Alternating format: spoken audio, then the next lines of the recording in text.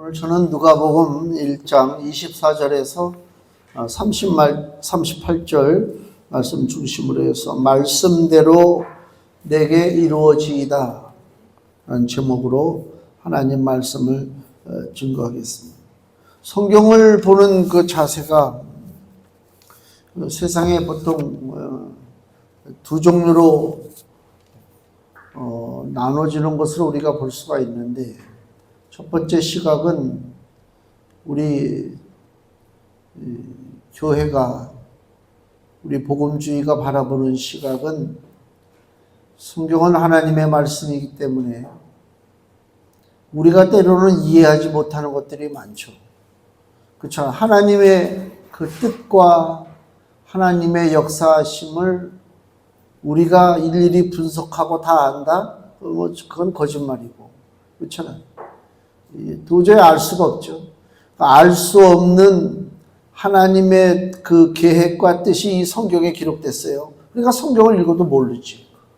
이해가 안 되잖아요. 그러나 내 수준에서, 내 지식에서 이해가 안 된다 할지라도 주께서 하신 말씀은 진리이기 때문에 말씀대로 성취가 이루어진다라고 믿는 시각이 있고요. 또 하나는 이 성경에서 말도 안 되는 소리들하고 느끼는 것들이 있어요. 그런 것들을 제거하는 거예요. 쉽게 얘기하면 예수님이 물 위로 걸으셨다, 죽은 자를 살리셨다, 귀신을 쫓아내고 이런 기적들이 있잖아요. 이런 거는 이건 말이 안 돼. 있을 무슨 옛날 이야기도 아니고, 그래서 그거를 미리 제거해버려. 그리고 내가 내 지식, 내 경험에서 이해되는 부분만 받아들이기로 작정하고 성경을 보고 예수님을 믿는 사람들이 있어요. 우리는 어디에 속했느냐? 본인 스스로 물어봐야 돼요. 나는 더 간단하게 물어보면, 나는 하나님의 초자연적인 그 역사를 믿느냐? 그냥 하나님은 옛날적이지 멀리 떨어져 계시고 하나님은 우리 인간 역사에 더 이상 개입하지 않아. 그러니까 이 땅에 전쟁이 벌어지고 지진이 나고 불이 나고 사고가 나고 그 안 좋은 일들이 일어나지 않겠어? 하나님은 절대로 이 땅 역사에 개입하지 않아. 그냥 우리는 이 성경에서 좋은 교훈만 받아서 그거를 따라가면 돼 라고 하는 초자연적인 하나님의 능력을 무시하는 시각을 택할 것이냐? 잘 생각해야 돼요. 다른 사람들이 어찌 됐든 간에 저는 하나님의 역사하심은 초자연적인 것이다. 하나님은 지금도 기적과 능력을 가지고 우리 가운데 역사하고 계시다라고 하는 것을 저는 믿고 있기 때문에 성경을 붙잡고 있는 거예요. 믿음의 시각이 굉장히 중요하단 말이에요. 오늘도 두 사람의 여자가 나오죠. 엘리사벳이 나오고 마리아가 나와요. 다 잉태된 얘기가 나와요. 근데 잉태가 됐는데 그냥 자연적으로다가 그냥 이해될 만한 상황에서 잉태가 된 게 아니고, 전혀 우리 사람의 사고방식, 우리의 그 상식으로는 이루어질 수 없는 일들인데 지금 잉태가 이루어졌다. 그게 오늘 본문 말씀이에요. 인간의 사고방식으로만 보면은 믿을 수 없는 얘기지. 이게 하나의 신화적인 얘기들을 이렇게 천사가 나타나가지고 얘기하고 믿지 못할 얘기들이 너무 많죠. 우리가 스스로 성경을 읽으면서 내가 판단하면 안 돼요. 이거 믿지 못하겠다. 그러는 순간 마귀가 옆에 와서 너 잘하고 있다 그런다. 내가 믿지 못한다라고 할 때는 어떤 마음이요? 하나님 앞에 은혜를 구하는 마음으로 그 성경을 바라봐야 되는 것입니다. 다 깨닫는 지식 갖고 되는 게 아니란 말이에요. 여기 지금 보시면 엘리사벳과 마리아의 수태 이야기가 나오죠. 24절. 이후에 그 안에, 사가랴의 아내 엘리사벳이 수태하고, 잉태했죠. 수태하고 5달 동안 숨어 있으며 가로되 그랬습니다. 태의 열매가 열렸습니다.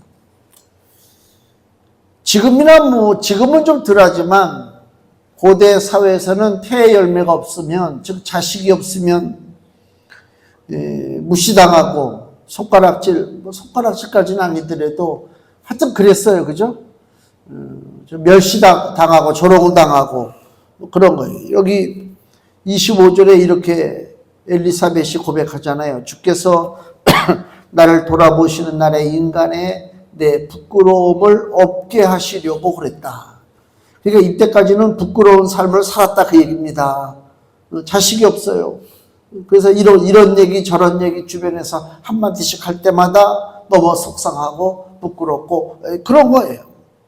우리 구약에 보면 그 구약에 그 왕이 들어서기 전까지의 마지막 위대한 선지자가 사무엘이잖아요. 사무엘 다음부터는 이제 이스라엘의 왕이 생기죠. 사울왕부터 쭉 생기잖아요. 그래서 왕 생기기 직전에 위대한 선지자가 사무엘 선지자인데 그 사무엘을 낳은 엄마가 한나잖아요. 한나도 잉태를 못했죠. 그 잉태를 못해가지고 그 조롱을 당하고 멸시를 당하고 그런 장면들이 나와요. 구약 성경에 사무엘상 1장 6절을 보시면요. 구약 성경 408페이지. 구약 성경 408페이지 사무엘상 1장 6절에서 7절 보면요. 여호와께서 그로 한나죠. 성태치 못하게 하심으로 하나님이 아기를 안 줬다는 얘기죠. 여호와께서 그로 성태치 못하게 하심으로 그 대적 분인나가 남편이 부인을 얻었는데 부인이 두 사람이에요. 한 사람은 한나고 한 사람은 분인나예요. 근데 분인나는 자식이 있어요. 그 자식이 있는 그 분인나라고 하는 여자가 자식 없는 한나를 지금 조롱한단 말이에요. 그를 심히 격동하여 번민케 하더라. 매년에 한나가 여호와의 집에 올라갈 때마다 남편이 그같이 하매 분인나가 그를 격동시키므로 그가 울고 먹지 아니하니. 다른 거 없어요. 자식이 없다고 하는 것 때문에 무시당하는 거예요. 너무너무 속상하죠.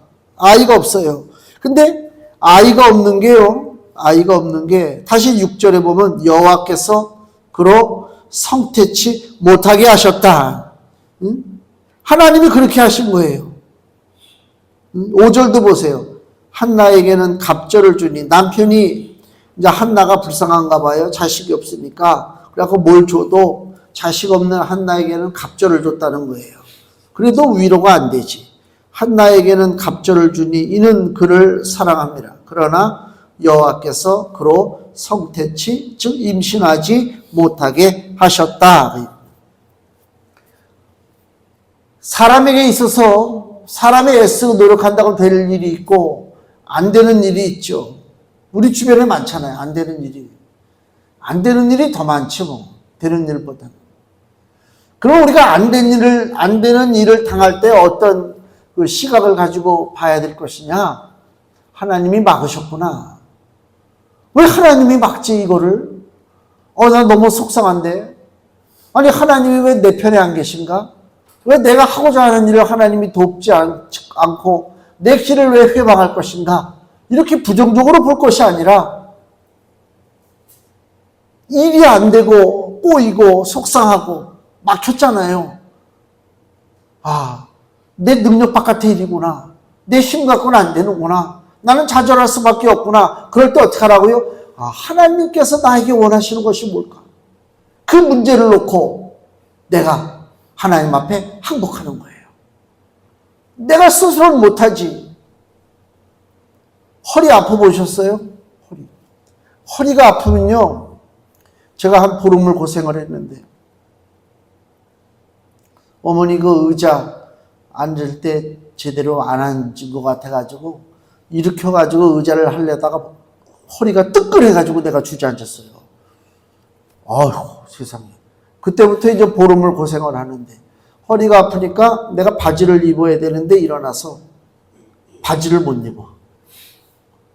그렇다고 입혀달랄 수도 없잖아 내가. 야 이거 징그럽게. 그렇죠?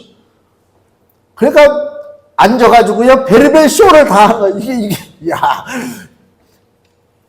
평상시에는 아무것도 아니야. 누가 바지 입는다고 힘들이라고 누가 생각해요? 아무것도 아니지. 신발 신는 게 뭐가 힘들어? 아무것도 아니지. 근데 그게 아니라니까. 바지를 입는데 뒹굴러가면서 바지를 입고 신발도 마찬가지고. 아이고 하나님, 그 약한 게요. 제가 이제 그 허리가 아파서 보름을 좀 고통을 당하고 자면서도 복대를 하고 잤어요. 그냥 자면 허리가 이렇게 축 꺼지잖아요. 꺼진 상태에서 몇 시간 있다 일어나려면 몸이 못 움직여요.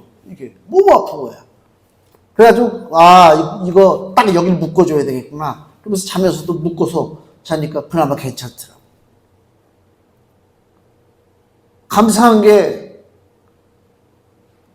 내가 내 스스로 바지도 입지 못하니까 그 바지를 입으면서도 기도한다니까. 아이고 하나님 이것 좀 입게 해주세요. 남이 들어보면 우습지. 야 그게 무슨 기도냐. 기도예요. 기도예요. 작은 것에 훈련된 사람은요 큰 것에 얼마든지 대처할 수가 있어요. 작은 일에 기도하지 않는 사람이 큰 일 놓고 기도합니까? 아니에요. 작은 것에 기도할 줄 아는 사람이 큰 일에 기도한단 말이에요. 큰 일에 기도하는 거예요. 그 유다미가요. 유다미가 누구? 제 손녀가요.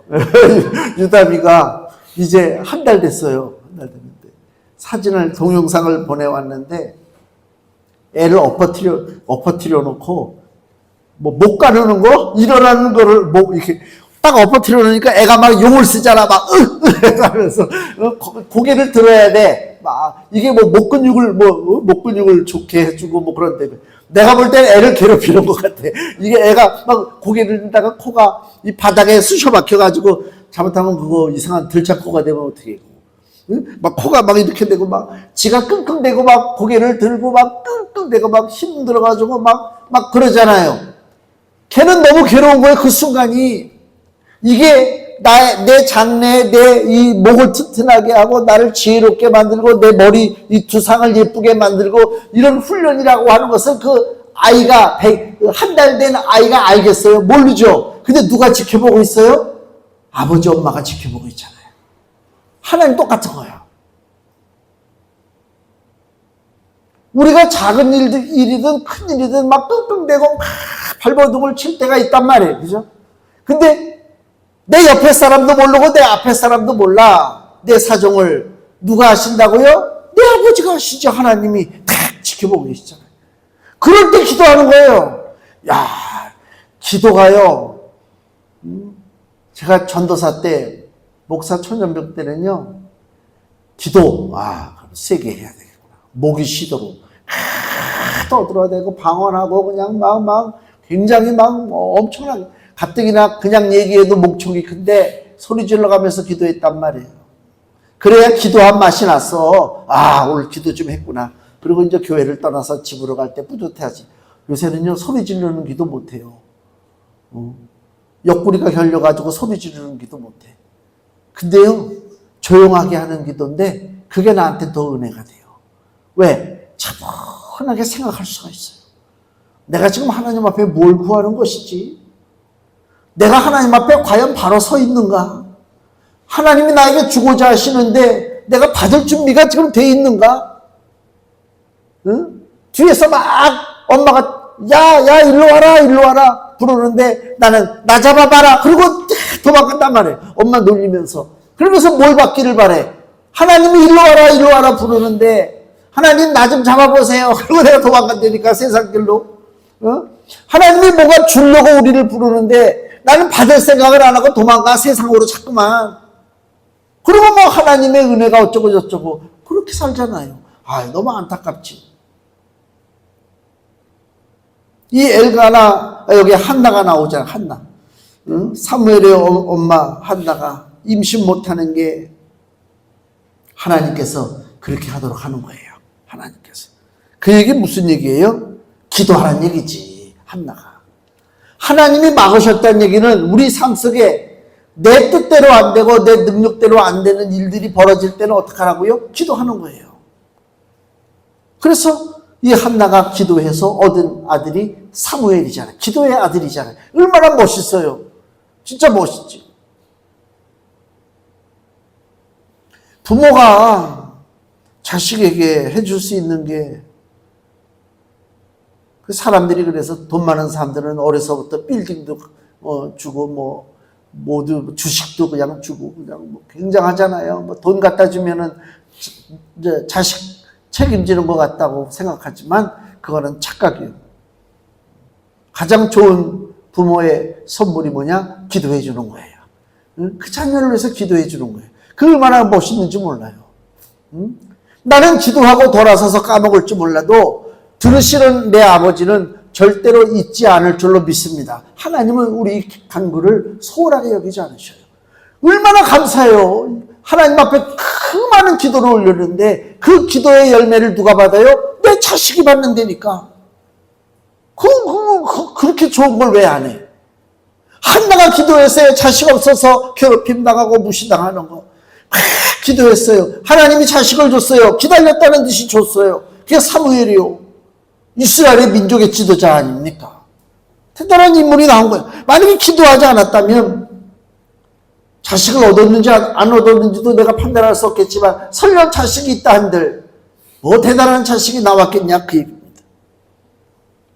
마찬가지로 오늘 본문으로 다시 돌아가서 누가복음 1장에 엘리사벳이 24절에 나왔잖아요. 수태했습니다. 24절 보니까요 이런 말이 나와요. 엘리사벳이 이제 임신을 하고 5달 동안 숨어 있었다. 아니 뭐 죄진 것도 아닌데 왜 숨어 있었을까? 왜 숨어 있다고 하는 표현을 썼을까? 때로는 우리가요 어떤 중요한 일을 우리가 진행한다든가 앞에 놓고 있다든가 감당할 때는요 세상과 단절되는 것이 필요해요. 세상에서 우리가 얻을 수 있는 게 뭐예요? 육신적인 거고 정력적인 거밖에 없어요. 늘 들리는 얘기. 어떤 데 신문을 보는데요. 저는 뭐 신문 보는 게 하나의 일이니까. 공부를 많이 하죠. 근데 어떤 때 짜증나는 게 신문을 이렇게 피면요. 한 면은 다 광고야. 광고 천지야. 또 한 면을 피면요. 뭐 연예인들 얘기들 있잖아요. 무슨 연예인들 얘기, 무슨 얘기, 뭐 쓰잘데없는 얘기들. 문화에 대한 이야기인데 문화를 논할 만한 사람이 과연 있을까? 다 지가 배운 분야에서만 왕노릇한다고 큰 소리 치지 실상은 내가 볼 때는 다 그 우상의 문화. 우리 세상에서 얘기하는 문화라고 하는 거 있잖아요. 영화도 그렇고 문화적인 거, 음악적인 거 이런 대부분의 것들이 다 우상적이고 마귀적인 거예요. 그거 참 그래. 이런 쓸데없는 것들이 신문에 가득 찬 거 보면요 속상해요. 그러니까 세상에서 우리가 얻을 수 있는 것이 얼마 없어요. 근데 내가 지금 굉장히 중요한 일을 앞두고 있어요. 중요한 기도 제목이 있어요. 근데 자꾸만 내 귀에 들리고 내 눈에 보이고 이런 것들은 세상적인 것이야. 마귀적이고 종교적인 것이야. 그럼 이것이 과연 내 기도 생활에 도움이 될 것이냐 회방이 될 것이냐 답은 나와 있잖아요. 당연히 회방되지. 마치 선수들이 스포츠 선수들이 내일 중요한 게임이 있는데 오늘 어떻게 해야 되겠어요? 지나치게 훈련해도 안 돼. 내일 중요한 게임이 있다면 오늘은 이 몸 상태를 잘 유지를 해야 돼. 생각을 잘해야 돼. 전략을 세우고 그래야 되는데 내일 게임이니까 오늘은 시간이 좀 있구나. 그래서 자기들끼리 몰려다니면서 술 먹고 밤에 그전에 어느 야구단 애들이 그랬다고 그러더라고. 우리나라 국가대표 애들이 어디 경기하러 가가지고 그 전날 어디 술집에 가서 산삼으로 술 먹고 그랬대요. 성적이 좋을 리가 있습니까? 좀 단절하는 훈련을 해야 된다. 세상과 좀 단절하는 훈련이요. 저는 요새 세상과 단절하는 훈련을 너무 잘하고 있어요. 교회 걸어오죠. 걸어오면서 만나서 얘기하는 사람 하나도 없어요. 교회 엊그저께부터는 어떻게 교회를 걸어오냐면 모자를 쓰고 오는데 그전에는 그 야구 모자가 저는 모자가 안 어울려요. 그죠? 내 모자 쓴 거 본 사람이 여기 최유경 집사님은 봤어. 능곡역에서 만났어. 깜짝 놀래지. 이게 누구야? 왜 이렇게 되지? 응? 나도 놀랬지. 어이구, 이게 왜 그럴까? 그러다가 내가 요새 엊그저께부터는 야구 모자를 안 쓰고 번거지 모자를 써요. 내가 나를 봐도 낯설어. 뒤집어 쓰고. 너무 좋아요. 아무도 안 만나요. 교회 와서 나 혼자 떠들다가 가요. 너무 좋다니까. 일종의 단절이요. 엘리사벳이 아이를 수태하고 5달 동안 숨어 있었다고 하는 표현이 뭐라고요? 세상과 단절하고 영적인 시간, 기도의 시간, 하나님의 은혜를 나누는 시간을 갖는 거예요. 그래서 태어난 아들이 누구라고요? 세례 요한입니다. 이런 일들이 우연찮게 되어진 게 아니에요. 하나님의 마지막 선지자가 세례 요한이잖아요. 마지막 선지자를 지금 잉태했다니까. 그 엄마가 기도해야 된단 말이에요. 묵상하고 경건과 기도의 시간 속에서 하나님의 놀라운 일들이 성취됐다. 26절 보니까 이제 마리아가 나오죠. 6째 달에 천사 가브리엘이 하나님의 보내심을 받들어 갈릴리 나사렛이라는 동네 가서 다윗의 자손 요셉이라는 사람과 정혼한 처녀 마리아에게 갔습니다. 요셉과 정혼했대. 약혼했다는 얘기죠.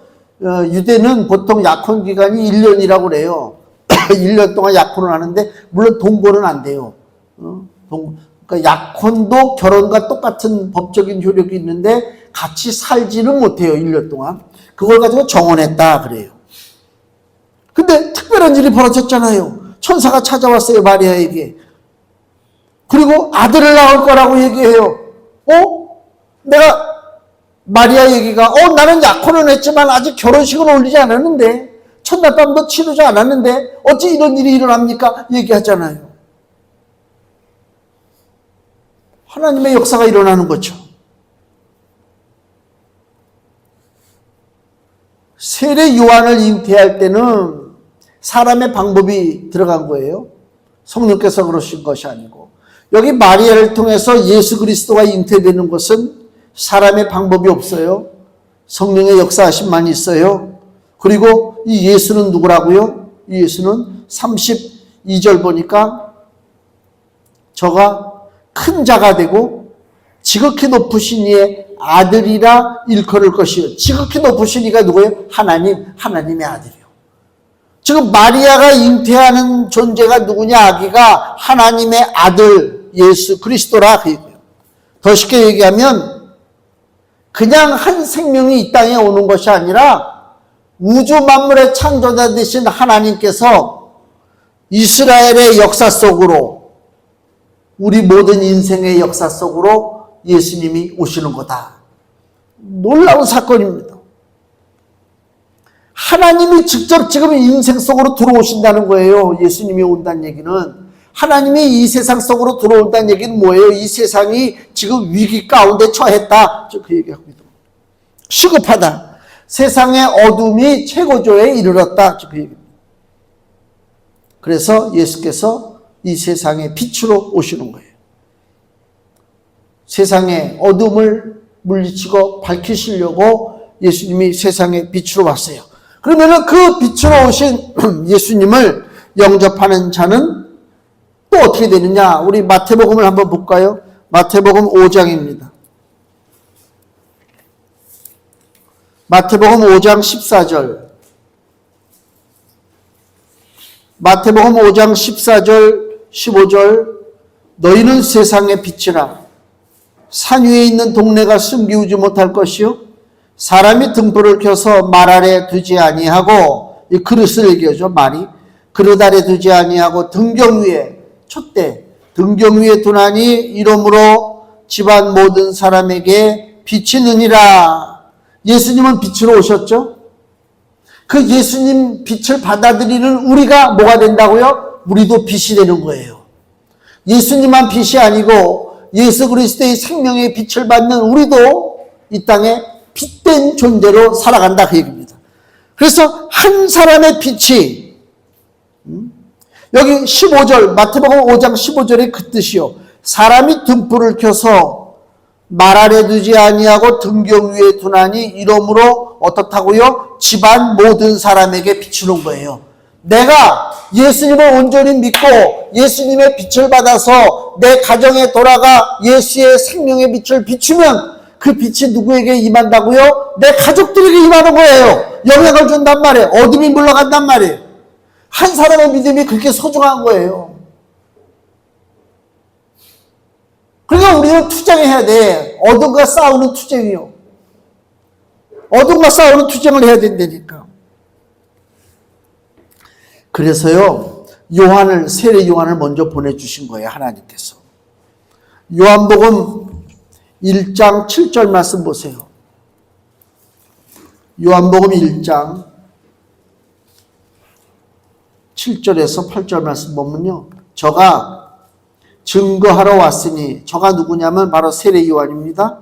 곧 빛에 대하여 증거하고 모든 사람으로 자기를 인하여 믿게 하려 함이라. 그는 이 빛이 아니요, 예수님이 가지고 계신 그 생명의 빛은 아니죠, 세례 요한이. 그는 이 빛이 아니요, 이 빛에 대하여 증거하러 온 자라. 빛에 대해서 증거하는 것입니다. 뭐라고 증거해요? 세상이 왜 빛이 필요한가를 설명해 준단 말이에요. 왜 빛이 필요할까요? 어둠 가운데 있으니까. 내가 사는 세상이 어둡고 내 인생 주변이 흑암에 처해 있다라고 아는 것에서 출발하는 거죠. 그걸 모르면 빛을 사모할 필요가 없어요. 어둠 가운데 있는 애들은 그냥 당연하게 살아. 광어 같은 거 있잖아요. 광어, 도다리, 그런 애들 보면 납작하잖아요. 저기 바다 깊이 살아가지고 거기 빛이 안 들어오는데, 그러니까 눈알이 약간 튀어나와. 빛이 없으니까 그거 보려고 눈알이 튀어나와가지고 밑에서만 이렇게 기어다닌다고. 얘네들은 그게 그 인생이 전부인 줄 알아. 바다 위에 저 빛나는 태양이 비치고 있는 세상이 그게 진짜 세상인지를 몰라. 자기가 그 헤매고 돌아다니는 껌껌한 바다, 빛 하나 들어오지 않는, 그래서 눈알이 튀어나오고 살 수 있는 그런 이상 기기묘묘한 그 바다 밑이 자기의 세상인 줄 알고 산단 말이에요. 모든 사람들이 다 똑같다고. 근데 눈을 떠서 바라보고 올라가니까 뭐예요? 또 다른 상상할 수 없는 세상이 펼쳐지는 거 아닙니까? 우리도 마찬가지죠. 우리가 이 땅에서 어두운 가운데서 아무리 쥐지고 먹고 살아봐야 눈에 보이는 게 날마다 그것이야. 예수 그리스도의 빛을 받습니다. 영의 눈이 열립니다. 나도 빛을 바랍니다. 뭘 봐요? 이전에는 생각도 못했던 하나님의 나라가 보인단 말이에요. 하나님의 나라를 보는 순간 어떤 마음이 드느냐? 내가 사는 이 육신의 세상은 아무것도 아니구나. 그래서 육신적인 삶을 가지고 하나님께서 우리 보고 나그네 인생이라고 하는구나. 나그네 인생 아닙니까? 이게 전부가 아니잖아요. 발버둥치고 잘난 척하고 어떻게 그렇게 살든 간에 언젠가는 다 나그네 인생이 된다. 여기를 떠날 수밖에 없다. 하나님이 자녀를 위해서 예비하신 그 귀한 본향, 아름다운 집을 왜 바라보지 못하고 사는가? 그것이 안타까운 거예요. 그 세례 요한이 그 깜깜함 속에 사는 이스라엘에 먼저 와서, 예수님보다 6개월 먼저 와서 그 예수님을 영접할 수 있는 준비 작업을 하도록 하는 거예요. 너희들 지금 어둠 가운데 있다. 미치는 거예요. 그게 바로 세례 요한의 사명. 그래서 누가복음 3장 9절을 보시면요. 우리 본문에서 앞으로 가면 누가복음 3장 9절에 세례 요한이 이렇게 외치죠. 이미 도끼가 나무 뿌리에 놓였으니 좋은 열매 맺지 아니하는 나무마다 찍혀 불에 던지우리라. 지금 시대가 이렇게 악한 시대, 심판받는 시대, 이미 하나님의 도끼가 나왔어요. 이제 찍기 시작한단 말이에요. 심판이 시작한다니까요. 그래서 이 시대가 악한 시대요, 흑암의 시대이기 때문에 빛을 영접해야 된다라고 하는 그 메시지를 지금 세례 요한이 외치는 거란 말이에요. 그러니까 세례 요한의 탄생도 평범할 수가 없죠. 비범해야 된단 말이에요. 예수님의 탄생은 이런 말할 수 없죠. 세례 요한과 예수님의 탄생이 평범하지 않은 하나님의 신령한 능력이 개입된 것이다. 마지막 말씀을 우리가 보면 모든 것은 하나님 말씀대로 이루어지는 것입니다. 하나님이 우리를 위해서 이루고자 하시는 모든 일들은 내가 그 하나님 말씀을 어떻게 믿음으로 받아들일 때 벌어지는 거예요. 믿음으로. 하나님 말씀이 넘쳐나는 시대에 우리가 살고 있잖아요. 우리가 설교 들으려고 맘만 들으면 어디 가서 설교 CTS, CBS 또 기독교 방송국들이 많잖아요. 그 채널에. 유튜브로 봐도 천지지. 엄청나게 많지. 하나님 말씀이 넘쳐나요, 지금. 근데 그 말씀을 들을 때 받아들이는 믿음이 없으면 모든 것이 다 공허한 얘기가 되는 거예요. 우리가 음식을 이제 만들 때 좋은 재료 가지고 애를 쓰고 막 난리를 쳐도요, 거기에 제가 느끼는 거예요. 소금기가 빠지잖아요. 소금 기운이 빠지면 못 먹어요. 제가 그 전에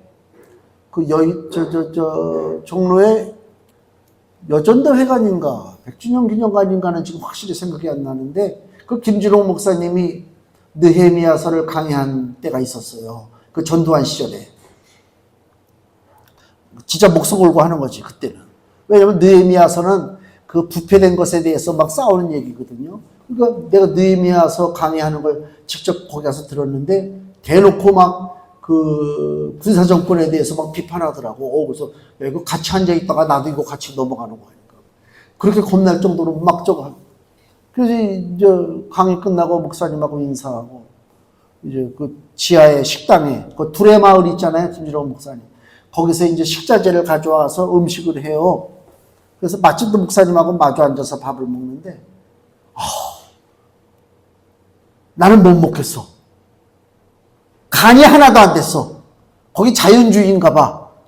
간이 하나도 안 돼가지고 이거 막 좋다고 그러시는데 예 그럼요 그런데 이게 안 넘어가. 이게 국을 먹는데도 차라리 그냥 맹물을 먹는 게 낫지. 오히려 이거는 소금이 빠지면요. 게다가 짜게 먹으라는 얘기는 아니에요. 적당한 소금이요. 그래서 예수님이 우리 보고 너희는 세상에 뭐라고 그랬어요? 소금이라. 그 소금이란 뜻이 뭔가? 우리 보고 어디 뛰어들어가서 같이 녹으란 얘기인가? 소금이 뭐냐? 소금은 믿음이에요. 믿음이 없으면 맛이 안 나는 거예요. 우리 신앙에 맛이 안 난다니까. 교회 열심히 다니고 수고 열심히 하고 봉사하고 막 그래. 근데 믿음이 없어. 설마 믿음이 없는 사람들이 더 많아요, 교회에. 일은 많이 저도 그랬어요, 예전에. 일 많이 했어요, 교회에서. 엄청나게 일 많이 했습니다. 얼마나 바쁜지 몰라요. 지금은 안 바빠서 감사해요. 왜? 그때 쓸데없는 것들을 경험했기 때문에. 이게 다 쓸데없는 것들이구나. 근데요, 저만 바쁜 게 아니요. 그 교회 사람들은 왜 이렇게 바빠? 모임도 많고, 뭐하고, 막. 근데 다 바쁘고 다 좋은데 뭐가 없다고요? 믿음이 없어, 믿음이. 그러면 밖에 버리고 밟혀지나니, 예수님 그러잖아요. 소금이 맛을 잃으면 안 돼. 믿음의 역할을 감당하지 못하면 하나님이 뭐라고 말씀하시든지 간에 그 말씀은 나하고는 상관없는 말씀이 되는 거예요. 이게 얼마나 속상해요. 속상하단 말이에요.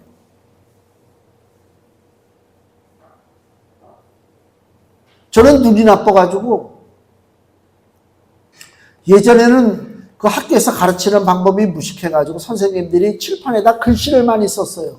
근데 제가 어릴 때는 키가 크다고 맨 뒤에 앉았거든. 뒤에 앉는데 눈은 나빠.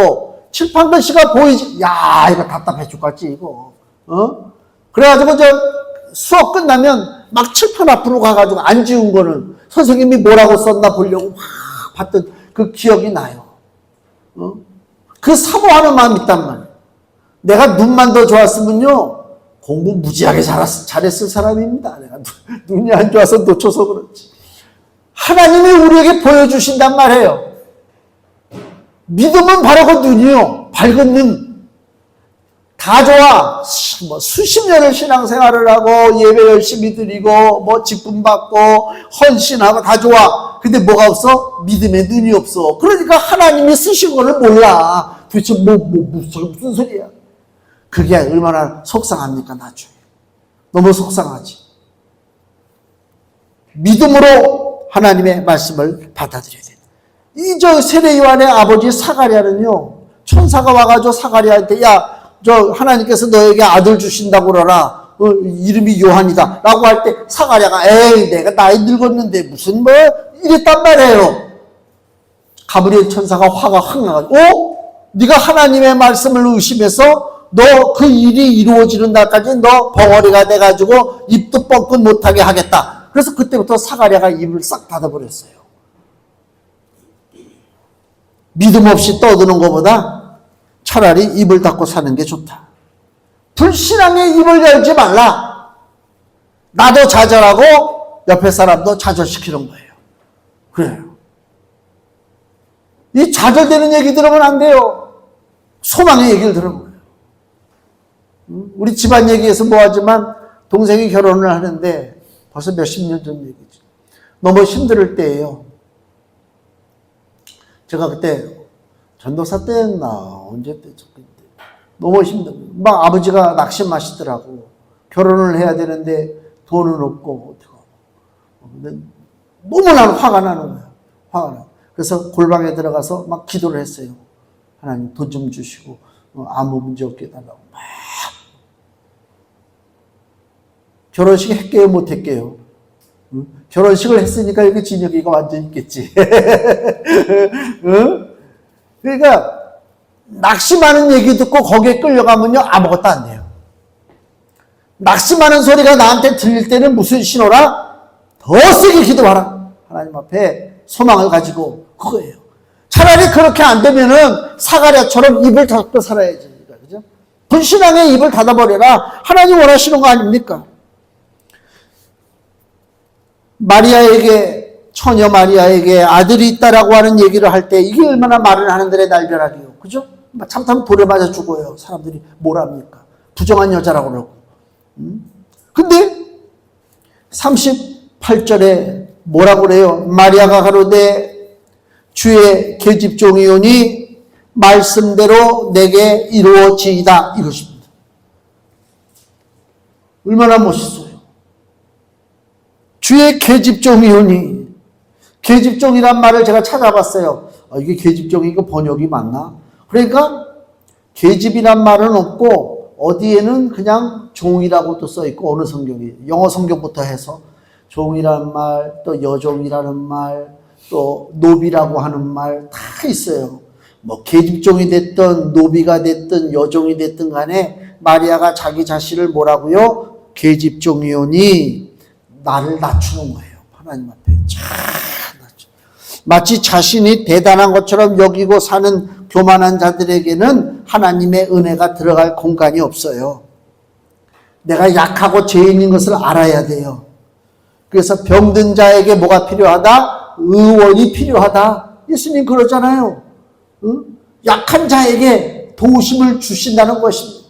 그러니까 우리는 강한 자가 없어요. 연약해요. 얼마나 난 뭐 실제 우리 삶이 우리 교회도 그렇잖아요. 어디다가 무슨 자랑할 게 뭐가 있어?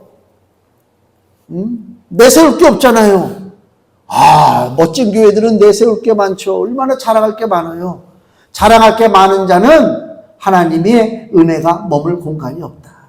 자랑할 것이 없는 우리에게 하나님의 은혜가 머물며 하나님의 말씀대로 이루어지는 역사가 나타나게 되는 것입니다. 금주의 말씀 보세요. 시편 8편 4절입니다. 같이 읽겠습니다. 사람이 무엇이간데 주께서 저를 생각하시며 인자가 무엇이간데 주께서 저를 권고하시나이까. 이거예요. 사람이 뭡니까?